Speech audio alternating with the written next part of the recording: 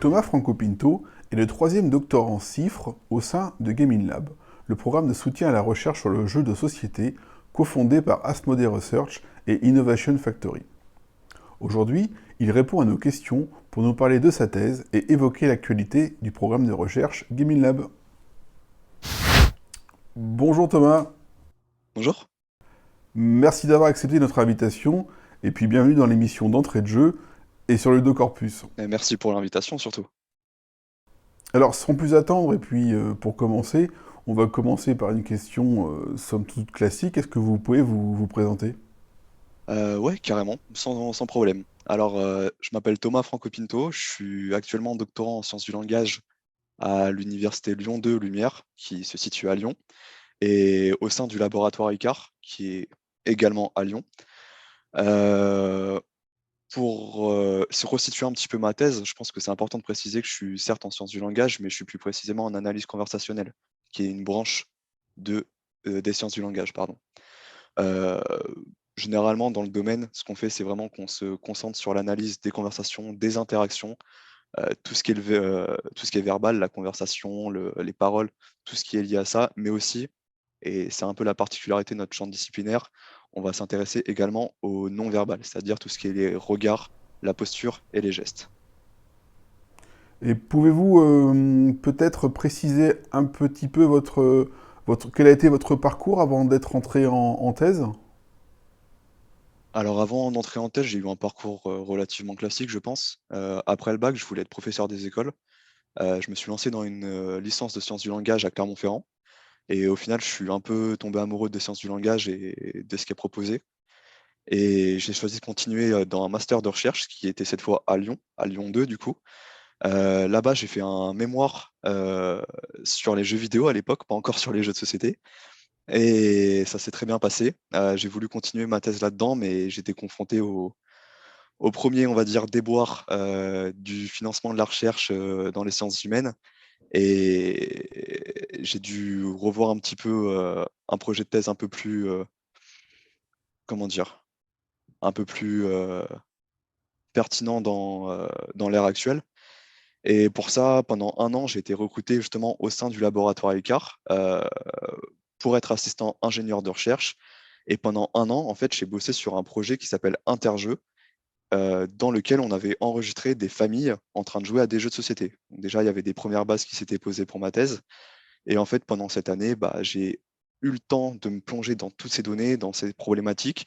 À côté, j'ai pu développer mon projet de thèse à moi, que j'ai soumis à Gaming Lab en mars 2022 et que j'ai avec beaucoup, comment je pourrais dire ça?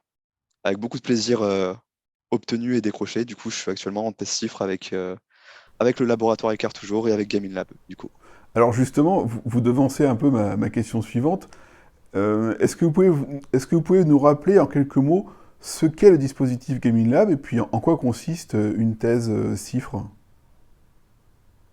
Alors pour ce qui est du dispositif Gaming Lab, en fait, c'est un programme avant tout de financement de la recherche. C'est-à-dire qu'on a deux euh, sous-programmes à l'intérieur de Gaming Lab qui permettent justement de financer cette recherche. Le premier, c'est le dispositif de test cifre par lequel j'ai obtenu avec Léa et Mickaël mon financement de thèse. Tous les ans, en fait, depuis 2020, on recrute, oui, je peux dire on désormais, on recrute un doctorant, quel que soit son domaine, du moment que son travail de recherche, son projet de thèse est lié aux jeux de société. Donc c'est comme ça que moi je suis arrivé ici. Et enfin, on a un deuxième axe de financement qui est le programme de financement international. Le programme de financement international, il vise à financer des projets qui peuvent être, comme son nom l'indique, partout dans le monde. Ça peut être aux États-Unis comme en Chine, peu importe, du moment que c'est en lien avec les jeux de société. Et on finance des projets à hauteur de 15 000 euros.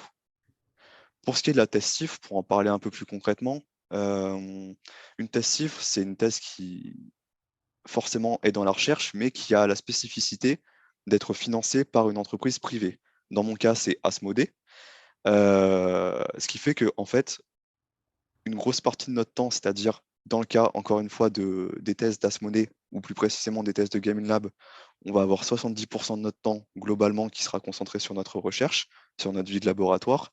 et on aura 30% de notre temps, ça peut se résumer à 1 jour et demi, je dirais, par semaine, qui sera consacré à des missions liées à l'entreprise. Ce qui est intéressant avec Gaming Lab, c'est que nous, en tant que doctorants CIFRE, pour Gaming Lab, pour Asmodée, on va vraiment rester toujours dans cet univers de recherche. Notamment, euh, pour expliquer un peu moi ce que je fais à Gaming Lab et pour Asmodée en tant que doctorant, outre ma recherche qui forcément est en lien avec les jeux de société. Je parlais tout à l'heure d'un programme de financement international. Ce programme de financement international, il regroupe du coup des chercheurs qui sont dispersés un petit peu partout dans le monde. Et moi, en tant que salarié étudiant pour Asmodée, une de mes missions et ma mission principale sera de gérer j'arrive plus à parler, le relationnel, la communication, tout ce qui est administratif, bref, tous les liens avec ces chercheurs. Ce sera vraiment moi qui va m'en occuper. Merci pour ces premiers éléments de réponse. Bah, on peut entrer directement dans le vif du sujet, qui va être votre sujet de thèse. Quel est-il et puis où en êtes-vous dans votre projet? Alors, j'ai commencé ma thèse en septembre 2022. Du coup, ça fait environ 6 mois que j'ai commencé. Je pense qu'on peut le dire comme ça au début. Ma thèse, qu'est-ce que c'est ma thèse? Qu'est-ce que c'est mon sujet?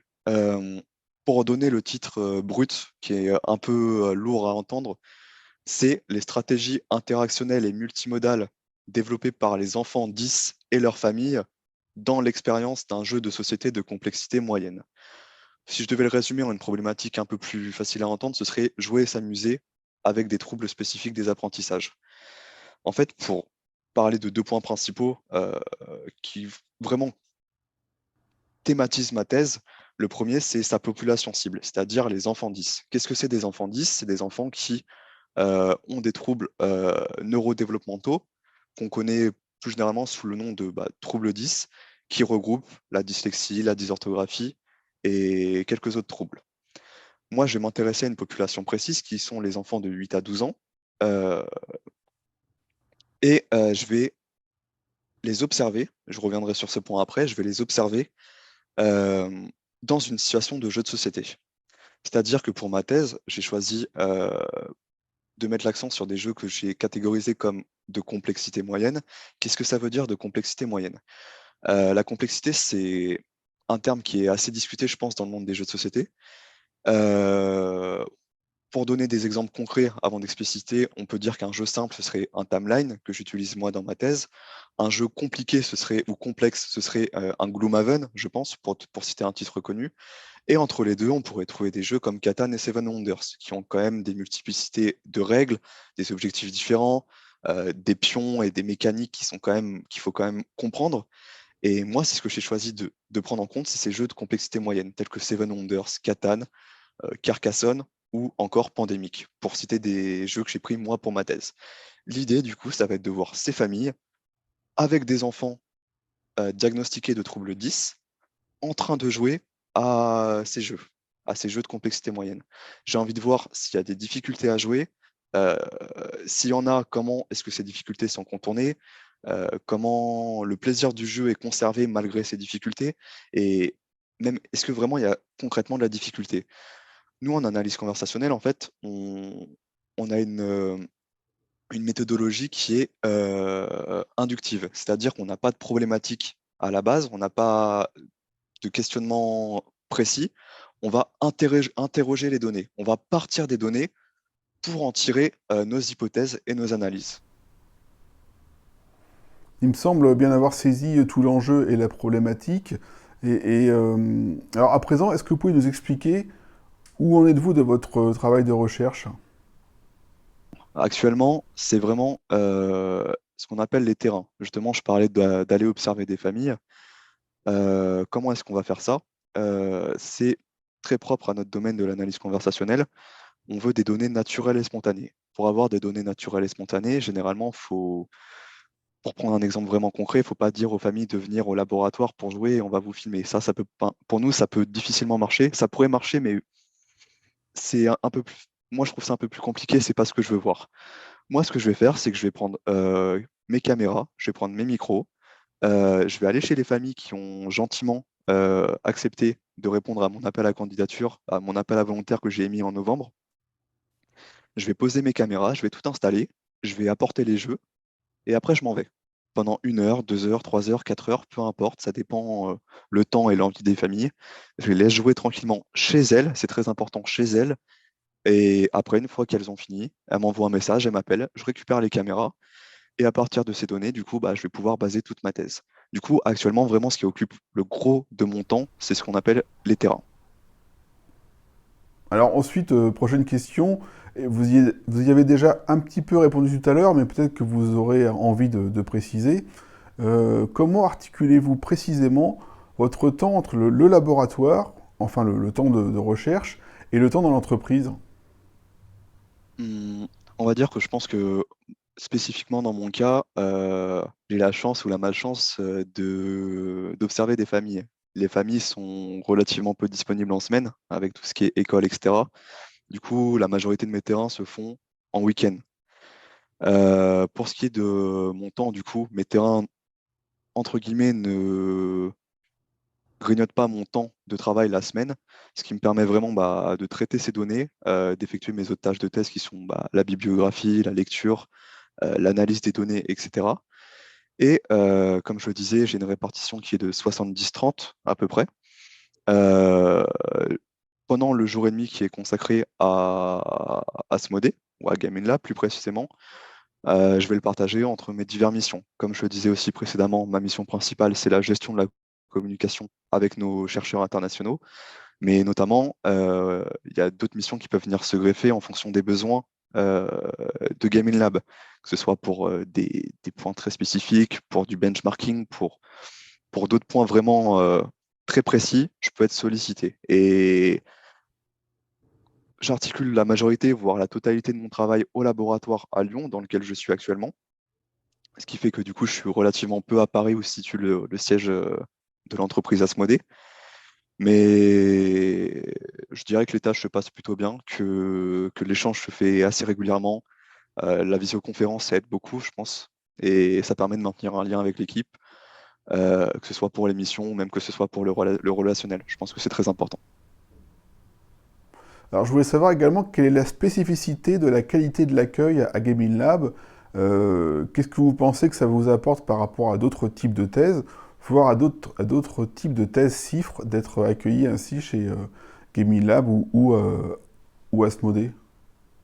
Je pense qu'un premier point qui, je pense que je peux le dire, est peut-être un peu évident tout de suite, mais c'est quand même un plaisir de pouvoir faire de la recherche dans les jeux de société.